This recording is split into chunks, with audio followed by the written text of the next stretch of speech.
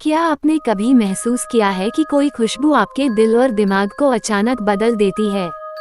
कभी गुलाब की महक ने आपको मुस्कुराया होगा, तो कभी लोबान का धुआं आपको बेचैन कर गया होगा। लेकिन सोचिए, अगर यही खुशबू किसी आत्मा का श्राप बन जाए तो? अगर कोई खुशबू आपके मूड को नहीं, बल्कि आपकी आत्मा को नियंत्रित करने लगे तो? आज मैं आपको लेकर चल रहा हूँ एक ऐसी हवेली में, जहाँ हर महक छुपाए बैठी है डर, रहस्य और मौत की परछाइयाँ। तैयार हो जाए, क्योंकि यह कहानी आपकी मनोदशा हमेशा के लिए बदल देगी। कही अनकही बातें, हिंदी हॉरर स्टोरी। क्या तुमने कभी सोचा है कि खुशबू सिर्फ खुशबू नहीं होती? मैंने धीरे से फुसफुसाते हुए खुद से यह सवाल किया। कमरे में अंधेरा था और अचानक मुझे महसूस हुआ कि कोई अदृश्य हाथ मेरी नाक से होकर सीधे मेरी आत्मा तक पहुंच रहा है। हाँ, खुशबू।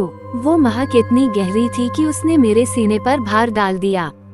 जैसे अचानक कोई अजनबी आकर मेरे कान में कह दे, मैं तुम्हारी मनोदशा बदल दूंगा।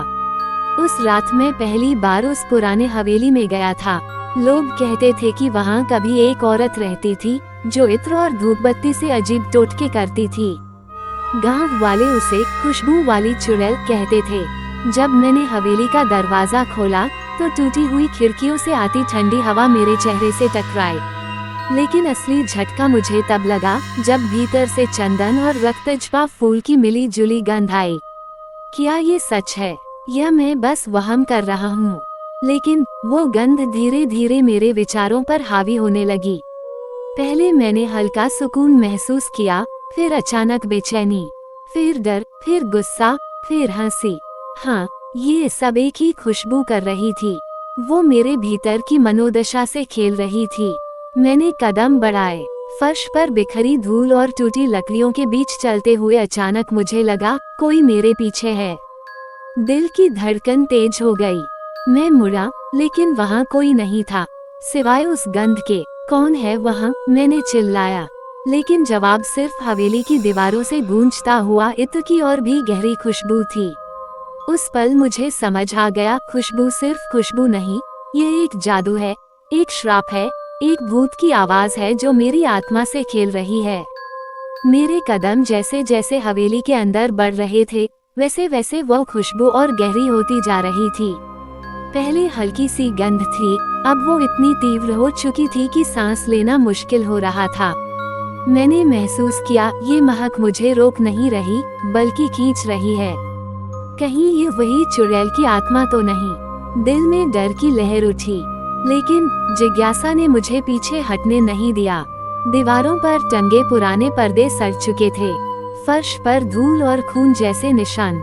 हाँ, खून जैसा लाल रंग, लेकिन उससे भी अजीब, वहाँ से आती लोबान और राल की गंध। अचानक मैंने पीछे से कदमों की आहट सुनी, टक टक टक, धीरे धीरे बढ़ते कदम। कौन है? बाहर आओ, मैंने जोर से कहा, लेकिन जवाब सिर्फ खुशबू थी। वो खुशबू इतनी तीखी हो गई कि मेरी आंखों से आंसू निकलने लगे। और तभी मेरे सामने दीवार पर एक छाया उभरी, लंबे बालों वाली औरत की छाया। उसके हाथ में एक लोबान की कटोरी थी और उससे निकलता धुआं सीधे मेरी तरफ। मैंने आंखें बंद कर लीं। दिल चीख रहा था, भागो, लेकिन दिमाग उस धुएं में बंध चुका था। तुम क्यों आए हो यहाँ? एक फुसफुसाती आवाज गूंजी। वो आवाज हवा नहीं थी, वो सीधे मेरी आत्मा से टकरा रही थी। मैं कांपते हुए बोला, माँ, मैं बस देखना चाहता था कि इस हवेली में क्या है। और अचानक वो खुशबू बदल गई। अब वो गुलाब की महक थी, इतनी मीठी कि पल भर को मैंने सब डर भूलकर मुस्कुरा दिया। क्या मैं पागल हो रहा हूँ? खुशबू मुझे हंसा भी सकती है, मैंने खुद से कहा। लेकिन अगले ही सेकंड वो महक सड़े हुए शव जैसी बदबू में बदल गई। नाक सिकुड़ गई, पेट मचलने लगा और मैं जोर से चिल्ला उठा, बस रुक जाओ। लेकिन वो रुकने वाली नहीं थी, क्योंकि यह खुशबू वाली आत्मा अब पूरी तरह जाग चुकी थी। मैंने महसूस किया कि मेरा मन अब मेरा नहीं रहा। मैं डर से कांपते हुए भी उसकी ओर बढ़ रहा था, जैसे वो महक मेरी मनोदशा और मेरे कदमों दोनों को नियंत्रित कर रही हो। अचानक एक दरवाजा खुद ब खुद खुला भीतर से गाढ़ा धुआं निकला। उस धुएं की महक इतनी रहस्यमय थी कि मुझे लगा अगर मैं अंदर गया तो कभी वापस नहीं आ पाऊंगा। दरवाजा अपने आप चर्र करके खुला और अंदर से धुआं का घना बादल बाहर निकला। उस धुएं में इतनी तीखी खुशबू थी कि मेरी सांसें अटकने लगीं। क्या मैं सचमुच पागल हो गया हूँ? फिर भी क्यों मेरा दिल कह रहा है कि अंदर जाना ही होगा। मेरे कदम खुद ब खुद बढ़ते गए। कमरे के अंदर अंधेरा था, लेकिन दीवारों पर लटकती अगरबत्तियां अभी भी आधी जली हुई थीं। ऐसा लगा जैसे कोई अभी अभी यहाँ पूजा करके गया हो। फर्श पर बिखरी बोतलें, जिनमें अलग अलग इत्र और तेल भरे थे। एक बोतल टूटी हुई थी और उससे निकलती कस्तूरी जैसी महक पूरे कमरे में फैली थी। मैंने चारों ओर देखा और तभी मेरी नजर पड़ी। कमरे के बीचों बीच एक बड़ा लोहे का संदूक रखा था। उस संदूक के ऊपर राख बिखरी थी और राख में एक लंबा काला बाल पड़ा था।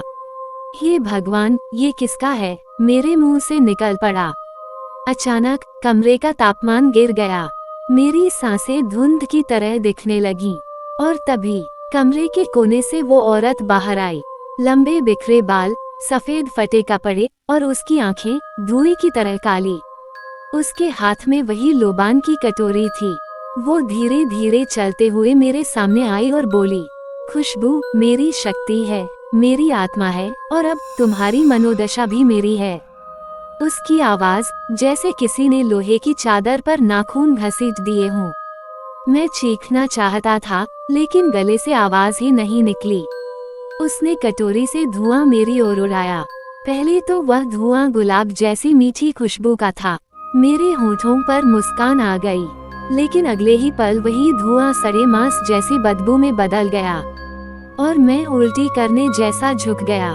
रुको, मैंने चिल्लाने की कोशिश की, लेकिन वो औरत हंस पड़ी। क्या तुम सोचते हो कि खुशबू सिर्फ महक है? ये तुम्हारी आत्मा को नियंत्रित करने का सबसे पुराना जादू है। उसकी हंसी मेरे कानों में हथौड़े जैसी गूंज रही थी। मैंने महसूस किया कि मेरा मन बार बार बदल रहा है। कभी हंसी, कभी डर, कभी गुस्सा, कभी रोना, और यह सब सिर्फ उसी खुशबू की वजह से हो रहा था। मैंने कांपते हुए कहा, तुम कौन हो?